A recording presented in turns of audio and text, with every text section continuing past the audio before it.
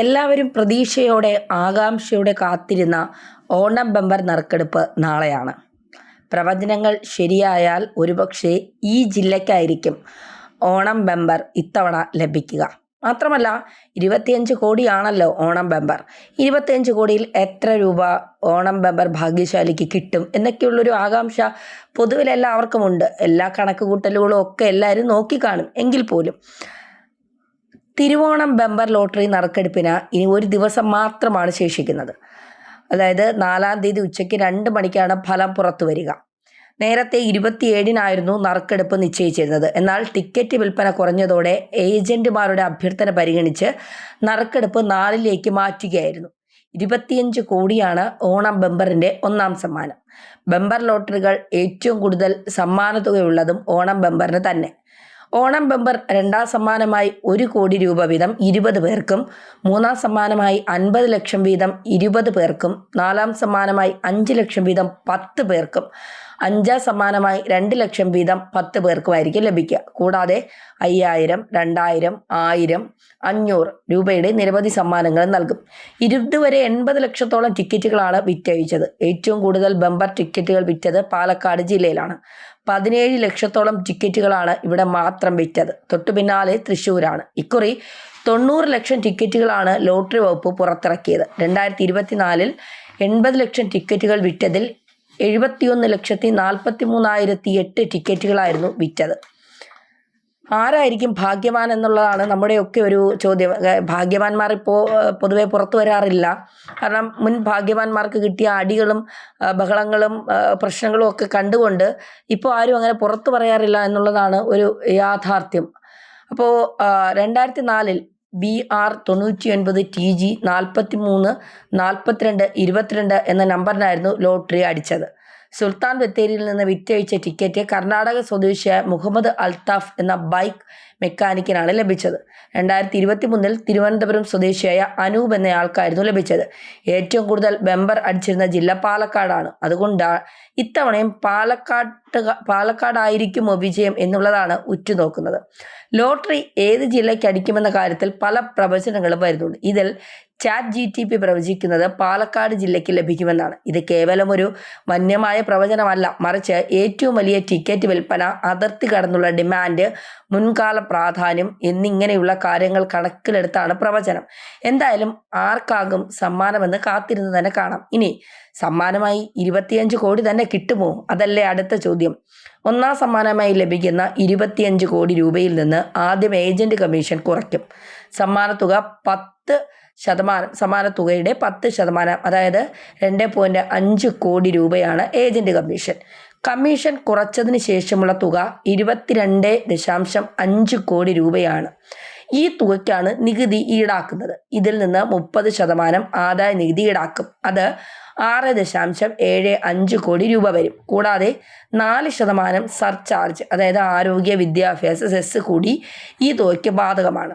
ഇതോടെ ഫലത്തിൽ നികുതി നിരക്ക് 31.2% മാറും. അതായത് 22.5 കോടി രൂപയുടെ 31.2% നികുതിയായി അടയ്ക്കണം.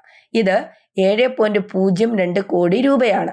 എല്ലാ കിഴിവുകളും കഴിഞ്ഞാൽ വിജയിക്ക് ലഭിക്കുന്ന ബാക്കി തുക 15.48 കോടി രൂപയായിരിക്കും. ഇനി ലോട്ടറി അടിച്ചാൽ ഏതൊക്കെ രേഖകൾ കൈമാറണം, എന്തൊക്കെയാണ് എന്നുള്ളതൊരു വലിയ ചോദ്യമാണ്. ആദ്യം ലോട്ടറി ടിക്കറ്റിന് പുറത്ത് ലോട്ടറി വകുപ്പ് നിർദ്ദേശിക്കുന്ന സ്ഥലത്ത് നിങ്ങളുടെ പേരും മേൽവിലാസവും രേഖപ്പെടുത്തണം. സമ്മാനം വാങ്ങുന്നതിനായി അപേക്ഷ സമർപ്പിക്കണം. തുക കൈപ്പറ്റുന്നതിനായി ടിക്കറ്റിൻ്റെ 2 ഭാഗങ്ങളും ഫോട്ടോ കോപ്പി എടുത്ത് ഗസറ്റഡ് ഓഫീസറെ കൊണ്ട് സാക്ഷ്യപ്പെടുത്തണം. ഇതിനുശേഷം ലോട്ടറി വെബ്സൈറ്റിൽ നിന്ന് സ്റ്റാമ്പ് രസീത് ഡൗൺലോഡ് ചെയ്തെടുക്കണം. ഇതിൽ 1 രൂപയുടെ റവന്യൂ സ്റ്റാമ്പ് ഒട്ടിച്ച് വിവരങ്ങൾ പൂരിപ്പിച്ച് നൽകാം. അപേക്ഷയോടൊപ്പം തിരിച്ചറിയൽ കാർഡ് നിർബന്ധമായി സമർപ്പിച്ചിരിക്കണം എന്നുള്ളതാണ് സമർപ്പിച്ചിരിക്കണം എന്നുള്ളതാണ് നമുക്ക് ഇതിൽ നിന്ന് രേഖയായി നമ്മൾ ബാങ്കിലോ അല്ലെങ്കിൽ ലോട്ടറി ഓഫീസിലോ ഒക്കെ നൽകുമ്പോൾ കൊടുക്കേണ്ടത്. ഏതായാലും ലോട്ടറി തുക എന്ന് പറയുന്നത് അത് കൃത്യമായി ഇപ്പോൾ 2023-ൽ സമ്മാനം കിട്ടിയ അനൂപ് അദ്ദേഹം കൃത്യമായി പറയുന്നുണ്ട് നിങ്ങൾ എങ്ങനെയാണ് ലോട്ടറി കിട്ടിയാൽ ആ തുക കൈകാര്യം ചെയ്യേണ്ടത്, ഇനി കേരളത്തിൽ നിന്നുള്ള ആളാണെങ്കിൽ അതൊക്കെ മനസ്സിലാക്കി വേണം കൈകാര്യം ചെയ്യാൻ. കാരണം ഈ ബാങ്കിലിടുന്ന പൈസയ്ക്ക് നമ്മൾ എന്താ പറയുക, നികുതി അടയ്ക്കണം. അപ്പോൾ ആ നികുതിയൊക്കെ അടയ്ക്കുമ്പോൾ നമ്മൾ പെട്ടെന്നെടുത്ത് ഇത് ചിലവാക്കി കഴിഞ്ഞാൽ പിന്നീട് നമ്മുടെ കയ്യിൽ പണം ഉണ്ടായി എന്ന് വരില്ല. ഇപ്പോൾ പെട്ടെന്ന് ഒരാൾക്ക് ഒരു 15 കോടിയൊക്കെ കിട്ടിയാൽ അതെങ്ങനെ ചിലവാക്കണം, എന്ത് ചെയ്യണം എന്നൊന്നും അറിയാൻ കഴിയാത്ത ഒരാളാണ്. കാരണം ലോട്ടറി എടുക്കുന്നവരൊക്കെ സാധാരണക്കാരാണ്. അപ്പോൾ അവർക്ക് കിട്ടുന്ന തുക അവർ ഒരു ദിവസം ചിലപ്പോൾ 1000-ഓ 2000-ഓ ഒക്കെ ജോലി ചെയ്ത് കിട്ടുന്നവരായിരിക്കും. അതുകൊണ്ട് മിച്ചം പിടിച്ച് വീട്ടിലെ കാര്യങ്ങളൊക്കെ മുന്നോട്ട് കൊണ്ടുപോയി നിൽക്കുന്ന ഒരാളായിരിക്കാം. പക്ഷെ പെട്ടെന്നൊരു തുക കിട്ടുമ്പോൾ അവർക്കത് എങ്ങനെ മാനേജ് ചെയ്യണം, എന്ത് ചെയ്യണം എന്നൊന്നും പലരും അവരെ സമീപിക്കും.